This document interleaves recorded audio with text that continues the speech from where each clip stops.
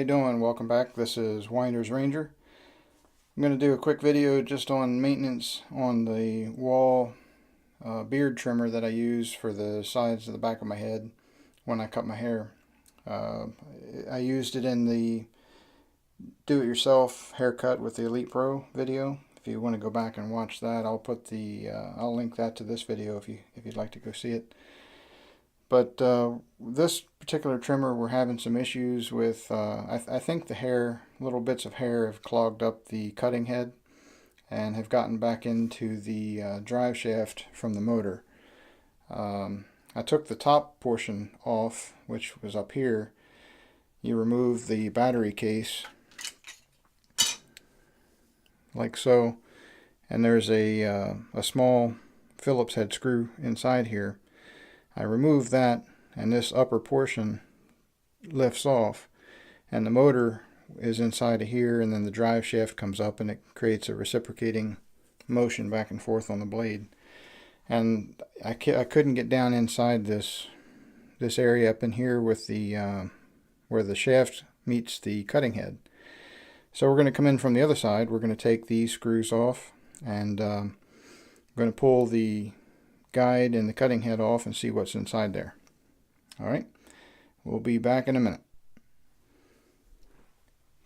Okay, we're back. We're going to take the top portion off here, the guide, and these are usually sprung from underneath, so I would recommend holding it on both sides just in case that thing was to come loose when you take the last screw off and it goes spring-a-thingin' across the room or in your face or something like that. These are just two Phillips head screws, and yep, it's sprung, and you can see it's pretty clogged up. We're going to sweep that out with the with an old toothbrush and clean that up. I don't know if the light's good enough. You can see there's a fair amount of oil because I oil this every time I use it, or every other time at least. But that's all it is. There's the cutting edge. Get that in the frame where you can see it, and the guide underneath, and these two knobs ride back and forth inside of there. So it definitely needs to be cleaned. We're going to take care of that right now. I'm going to get something to put down so we can minimize the mess, and we don't have quite so much to clean up here in a few minutes.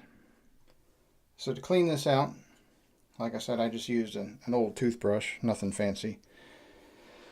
What we do is, you can see basically all the dark areas are just old hair and oil. You just sweep that out. Whoops, that's actually a piece of foam. I think we probably need that. I'll have to clean that out off camera and put that back in. That wasn't what I thought it was. That's alright. But we'll get in underneath it here, clean all this out good.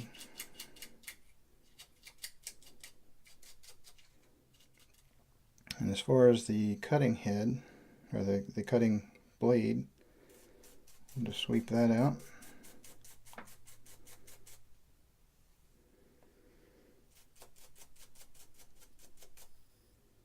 And we'll sweep this side out. We'll get something clean to dry off some of the excess oil. And we'll do the same thing with this.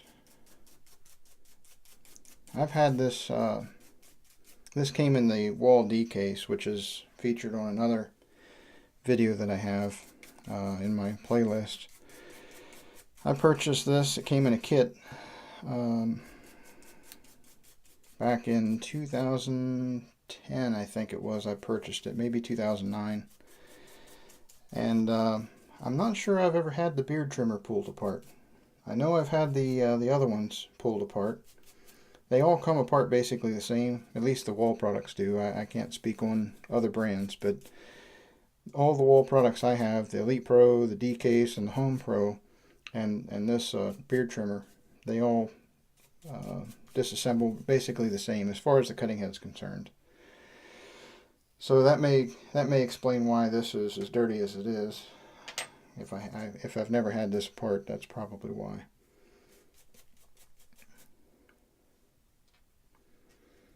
Okay, I'm going to finish this up off camera, and I'm going to dry the excess oil, and I'll be back with you in a few minutes.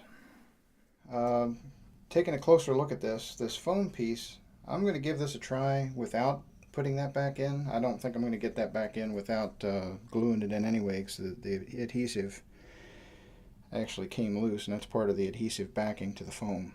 So we're gonna try leaving that out. As far as the cutting head is concerned, all this is cleaned up. This is the guide portion here, and this is the actual cutting blade. And these two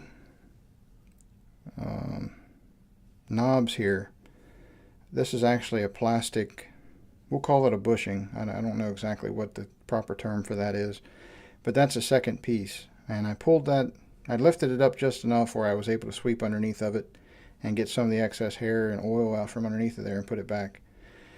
And like I said, these two knobs ride in these two channels here with the cutting edge facing out. So it fits together like so.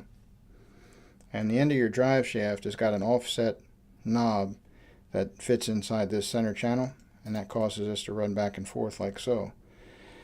And on the end here, the motorized end, of course there's the drive shaft inside there. These two wires, that was the spring that I was referring to.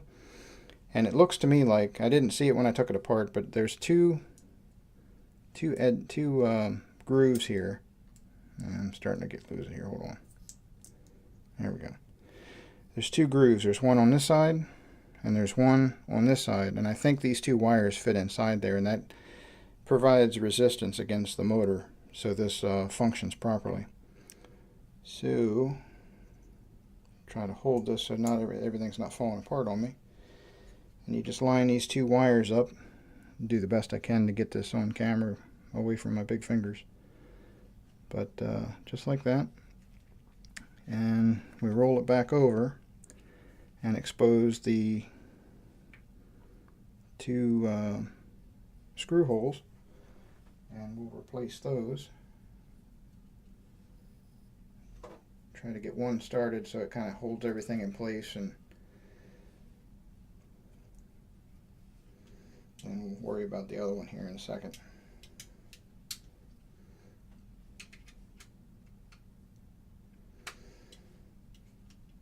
There we go.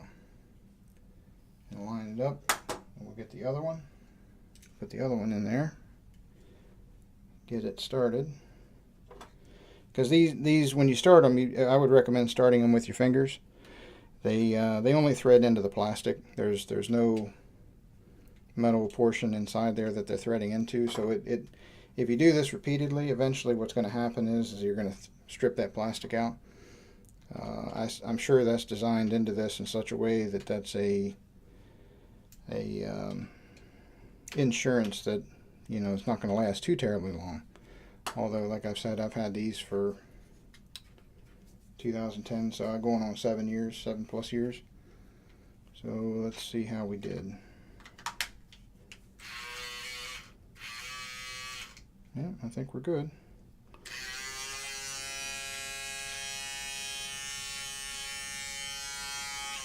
Yep, they're working just fine. You can see the arm hair there I just took off, and they sound a lot better than they did before. They had kind of a real grainy sound to them. You could tell they were clogged up pretty good. We'll go ahead and put a little oil on those. There's enough on there I could probably get away with not doing it, but I just cut my hair a couple days ago, so these are going to be in storage until the next time. So for that reason, we'll oil them up good so they don't rust while they're in storage. There we go. And I just wipe the excess off. I also want to do maintenance on the Elite Pro. It's due to be taken apart just as this trimmer here was taken apart today. So those will be upcoming videos. And I've also got a summertime trip coming. Hopefully, if everything goes as planned, I hope to have some decent video content. It'll take me some time to get everything edited and put together and actually put up online, but I'm hoping to have some decent video content from that trip as well. So watch out for that. And as always, thanks again for watching, and we'll see you on the next video.